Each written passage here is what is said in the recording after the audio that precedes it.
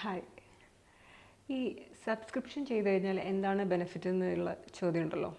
അതിന് ആദ്യം തന്നെ മനസ്സിലാക്കേണ്ടതെന്ന് വെച്ച് കഴിഞ്ഞാൽ നമ്മുടെ സബ്സ്ക്രിപ്ഷൻ ഒരിക്കലും ഒരു ന്യൂഡിറ്റിയെ പ്രൊമോട്ട് ചെയ്യുന്നില്ല. രണ്ടാമത്തെ കാര്യം, ഒരു എൻ്റർടൈൻമെൻറ്റ് വേണ്ടി ന്യൂഡിറ്റി ചെയ്യുന്ന ഒരാളുമല്ല ഞാൻ. പിന്നെ ചില വീഡിയോസിനോ അല്ലെങ്കിൽ ഫോട്ടോസിൻ്റെ കൺസെപ്റ്റ് അനുസരിച്ച് കുറച്ച് ന്യൂഡിറ്റിയൊക്കെ വേണ്ടി വരുമായിരിക്കും. അതനുസരിച്ചാണ് ചെയ്യുന്നത്.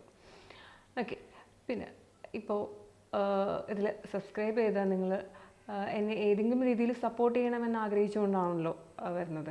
അപ്പോൾ ഇതിനകത്ത് മനസ്സിലാക്കേണ്ടതെന്ന് വെച്ച് കഴിഞ്ഞാൽ എനിക്ക് ഒത്തിരി എല്ലാ പ്ലാറ്റ്ഫോമിലും, എല്ലാ സോഷ്യൽ മീഡിയ പ്ലാറ്റ്ഫോമിലും ഒത്തിരി പേര് എന്നോട് കമ്മ്യൂണിക്കേറ്റ് ചെയ്യാൻ ശ്രമിക്കുന്നുണ്ട്.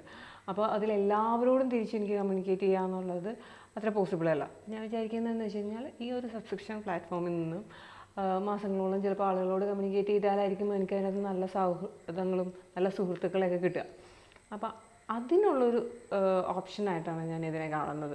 കാരണം അല്ലാതെ വരുന്ന ആയിരക്കണക്കിന് മെസ്സേജിൽ നിന്ന് ആളുകളോട് എല്ലാവർക്കും റിപ്ലൈ കൊടുക്കുക, അതിൽ നിന്ന് നല്ല സുഹൃത്തുക്കളെ കണ്ടെത്തുക എന്ന് പറഞ്ഞു കഴിഞ്ഞാൽ ഒരു ടാസ്ക് തന്നെയാണല്ലോ. അപ്പോൾ നിങ്ങൾ എന്താ പറയുക, സബ്സ്ക്രിപ്ഷനിൽ നിന്നും അല്ലെങ്കിൽ സബ്സ്ക്രൈബറിൽ നിന്നും എൻ്റെ നല്ല സുഹൃത്താകാനുള്ള ഒരു വ്യക്തിത്വം നിങ്ങൾക്കുണ്ടോ എന്നുള്ളതും നമ്മൾ നല്ല സുഹൃത്തുക്കളായിരിക്കുക എന്നുള്ളതാണ് ഞാൻ വിചാരിക്കുന്നത്. അപ്പോൾ അതിനുള്ളൊരു അവസരമാണ് ഇത്. ശരിക്കും പറഞ്ഞു കഴിഞ്ഞാൽ അതിനുള്ള സ്പേസ് ആയിട്ടാണ് ഞാൻ ഇതിനെ കാണുന്നത്. അപ്പോൾ പെട്ടെന്നൊന്നും ചിലപ്പോൾ അതിന് പോസിബിൾ ആയിട്ടില്ല.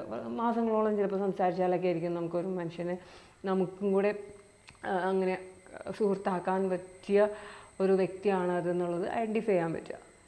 അപ്പോൾ ഈ ഒരു സ്പേസ് ഞാൻ അതിനായിട്ടാണ് ഉപയോഗിക്കുന്നത്. ഓക്കെ.